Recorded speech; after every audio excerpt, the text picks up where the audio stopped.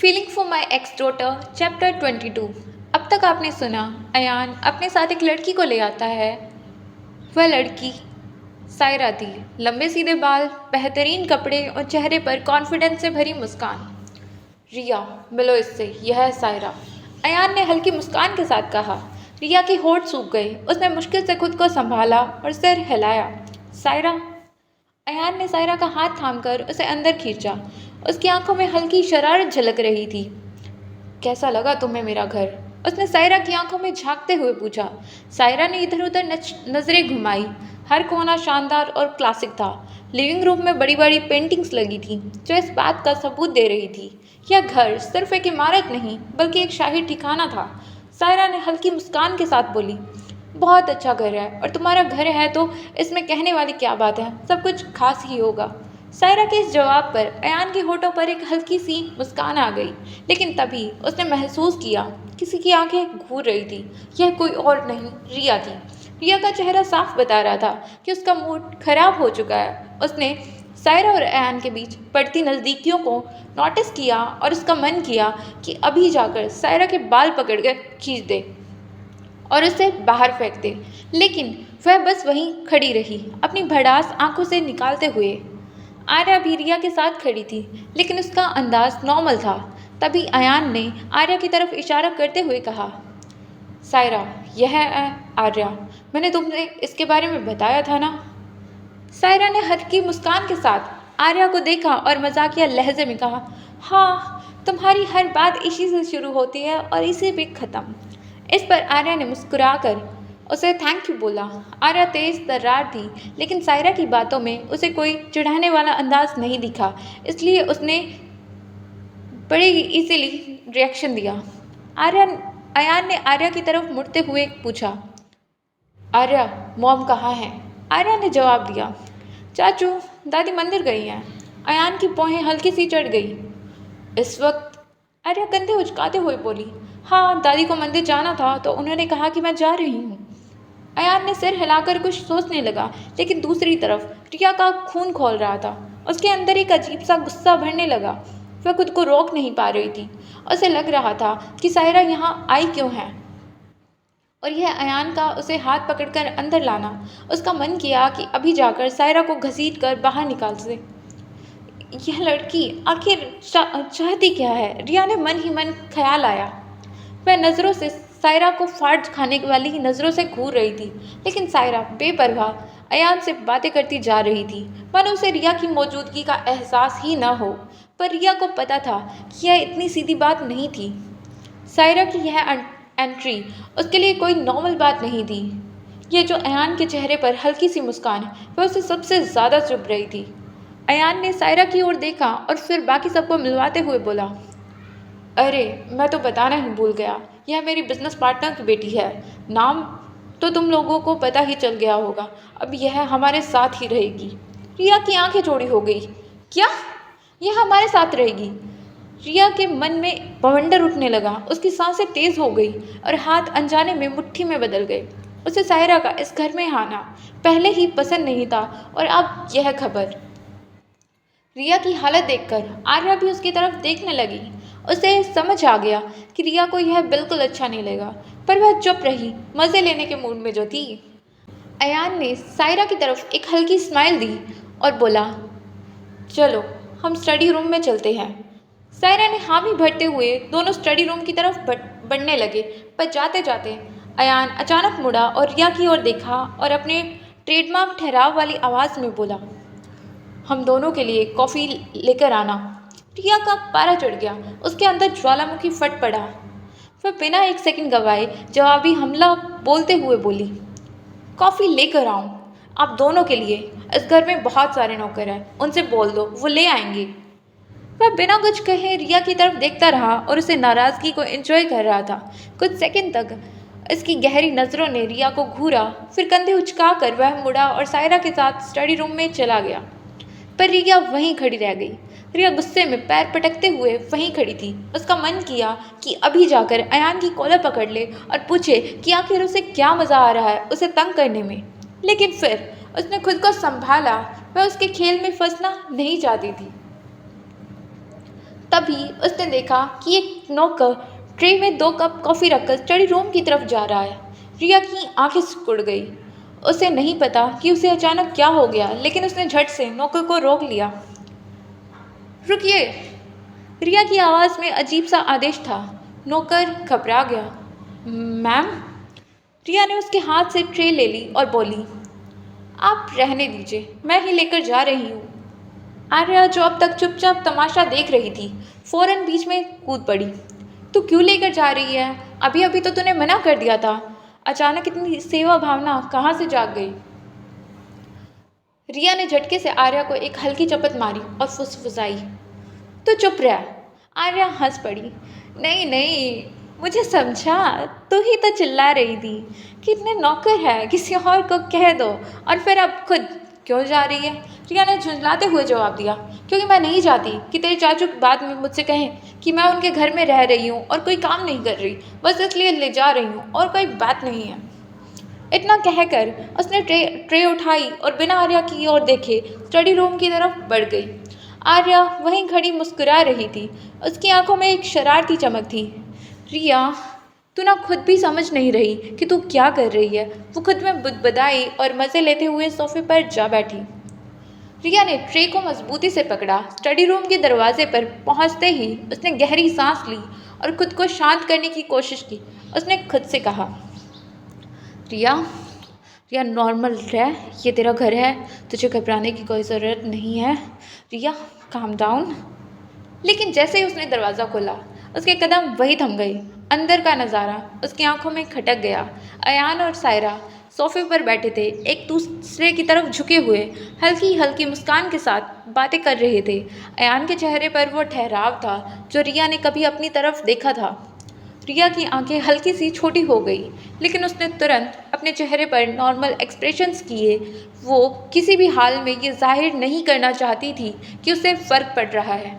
वो study room में दाखिल हुई और ट्रे टेबल पर रख दी। ये रही आपकी कॉफ़ी, उसने बिना किसी भाव के कहा। अयान ने एक नज़र रिया पर डाली, फिर ट्रे की तरफ देखा। 2 तरह की कॉफ़ी? रिया ने सिर हिलाया।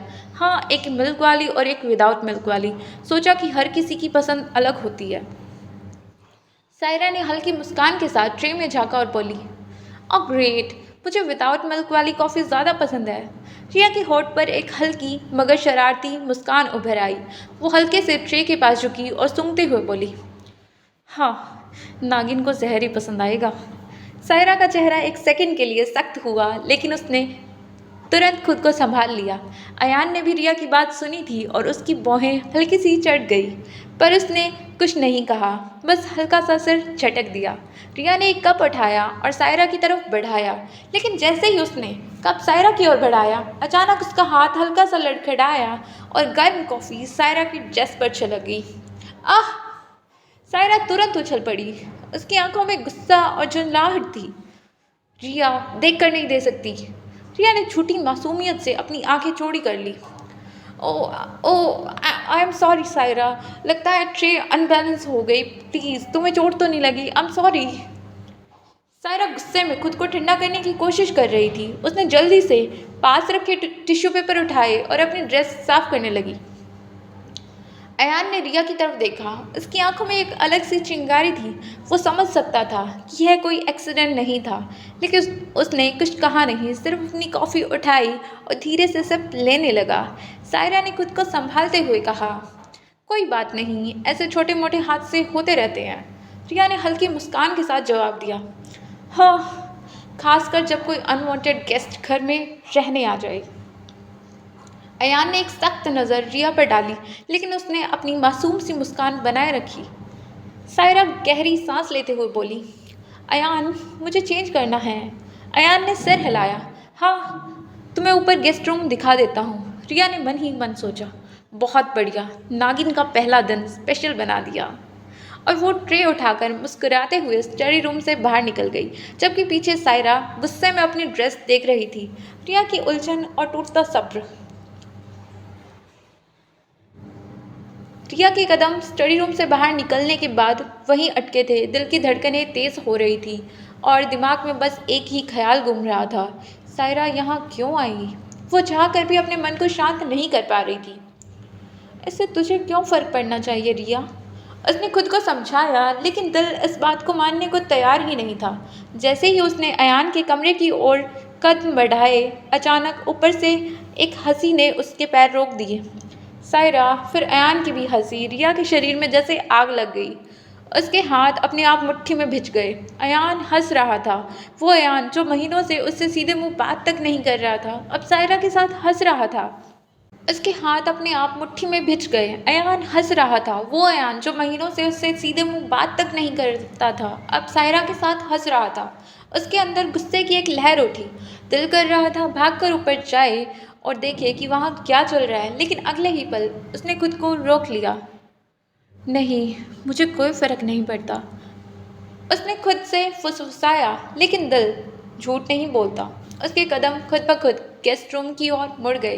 दरवाज़ा हल्का सा खुला था, शायद किसी ने जल्दबाजी में बंद नहीं किया। रिया ने धीरे से दरवाजे को धक्का दिया और अंदर कदम रखा, और फिर जो उसने देखा उससे उसके पैर तले ज़मीन खिसक गई। सायरा अयान के सामने खड़ी थी और अयान उसके चेहरे की ओर झुका हुआ था। रिया की आंखें चौड़ी हो गई। सायरा की उंगलियां अयान के शर्ट के कॉलर पर थी। सायरा हल्के से मुस्कुराई। उसकी आंखों में एक अजीब सी चमक थी। अयान चुपचाप उसे देख रहा था। रिया को लगा जैसे किसी ने उसके गले में कोई चीज़ अटका दी हो। उसकी सांसें भारी होने लगी।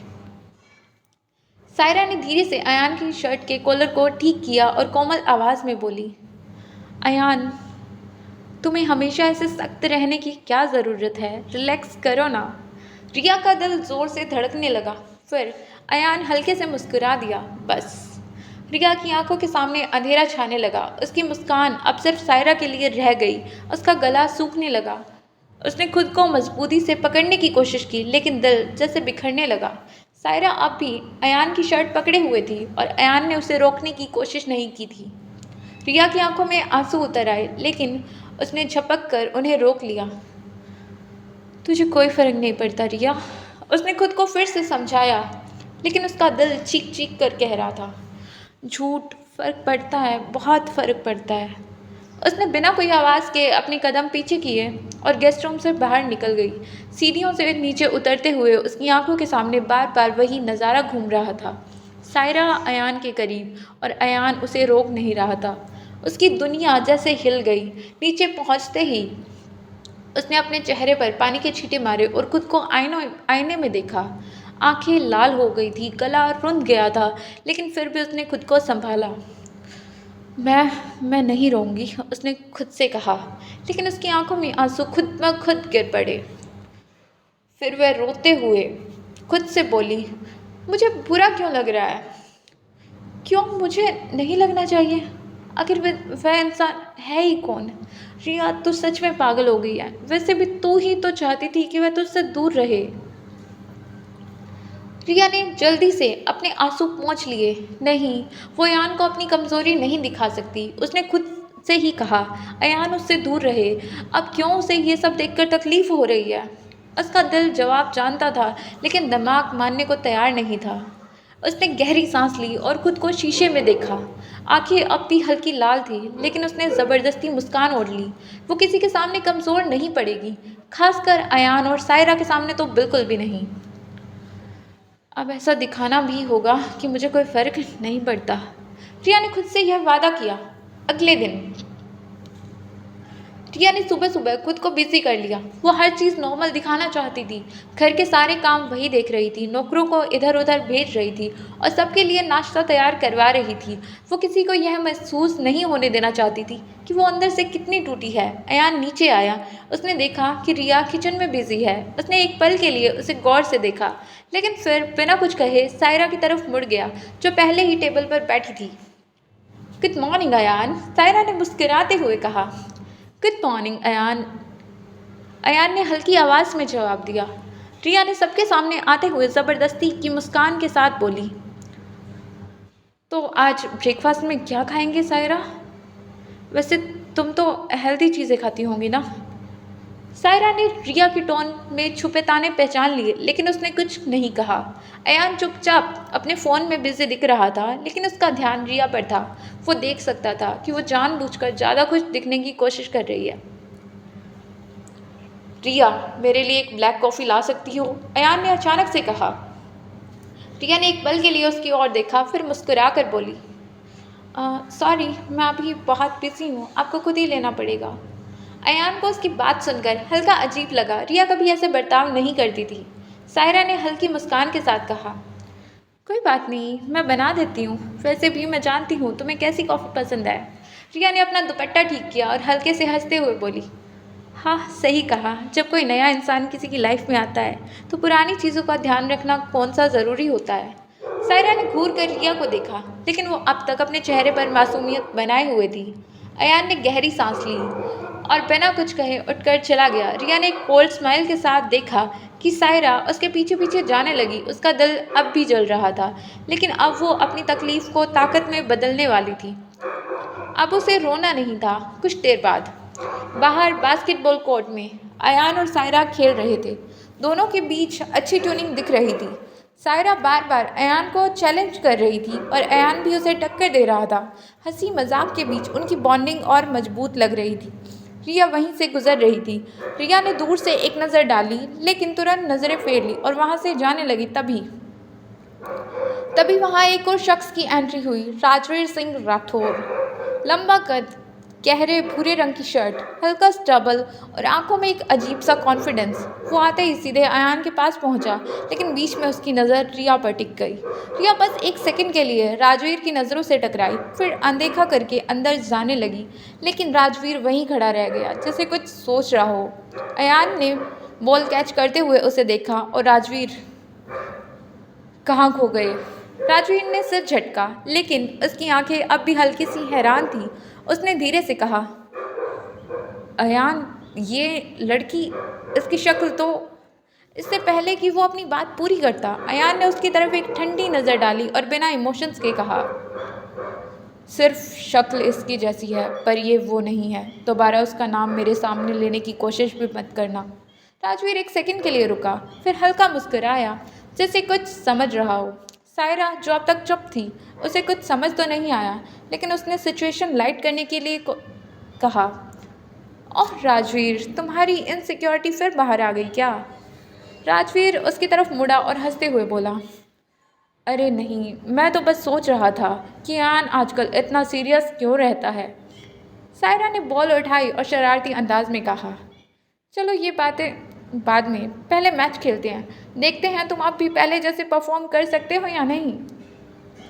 राजवीर हंसा और कहा, चैलेंज एक्सेप्टेड।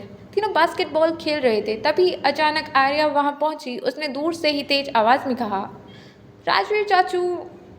राजवीर ने बोल रोकी और सिर घुमाया, लेकिन इससे पहले कि वो कुछ कहता, आर्या तेज़ी से आई और उससे लिपट गई। यहाँ बास्केटबॉल खेल रहे हो आप और मुझसे मिलने तक नहीं आए? बहुत गलत कर रहे हो आप। राजवीर ने हल्की मुस्कान के साथ उसकी पीठ थपथपाई। अरे यार, आ ही रहा था, पर तुम्हारे चाचू और ये बास्केटबॉल मुझे रोक लिया। आर्या ने नाराज़गी से हाथ मोड़ा और बाहें चढ़ाते हुए बोली, ओ बास्केटबॉल मुझसे ज़्यादा ज़रूरी हो गया। हाँ। सायरा और अयान ने एक दूसरे को देखा और हंस पड़े। सायरा ने चुटकी लेते हुए कहा, अब तो चाचू को सज़ा मिलनी चाहिए। राजवीर ने मुस्कुराते हुए हाथ जोड़े। अरे बाबा, अब क्या सज़ा मिलेगी? आर्या ने थोड़ी देर सोचा और फिर आंखें चमक उठी। सज़ा बाद में मिलेगी, पहले एक प्लान बनाते हैं, क्यों ना हम कहीं आउटिंग पर चले। राजवीर ने हल्की मुस्कान के साथ उसकी तरफ देखा और सिर हिलाया। आइडिया अच्छा है, लेकिन कहाँ? सायरा तुरंत एक्साइटेड होकर बोली, कैंपिंग पर, जैसे स्कूल टाइम में जाते थे। राजवीर ने अयान की तरफ देखा और पूछा, तू क्या कहता है? अयान ने हल्की मुस्कान के साथ कंधे उचकाए। अगर सबको पसंद आए तो मुझे भी कोई प्रॉब्लम नहीं। सायरा ने एक्साइटेड होकर ताली बजाई। यस, तो डिसाइड हो गया, पूरी फैमिली कैंपिंग के लिए चलेगी, पास वाले जंगल में। राजवीर ने मजाकिया अंदाज में कहा, फैमिली ट्रिप होगी लेकिन रोमांच भी होगा, तैयार रहना, क्योंकि ये ट्रिप यादगार बनने वाली है। आर्या ने आंखें घुमाते हुए कहा, बस चाचू डरा मत देना, वैसे भी मुझे जंगल वंगल से डर नहीं लगता। राजवीर ने शरारती अंदाज में उसकी तरफ देखा और कहा, अच्छा तो फिर इस ट्रिप में तेरा टेस्ट लेना पड़ेगा। आर्या ने आंखें छोटी करते हुए कहा, चाचू मैं आपकी चालाकियाँ जानती हूँ, इसलिए इन सब से बचने के लिए मैं पूरी तैयारी करके जाऊँगी। सब हंस पड़े। माहौल अचानक से हल्का हो गया था और मज़ेदार भी। सो क्या होने वाला है इस ट्रिप पर?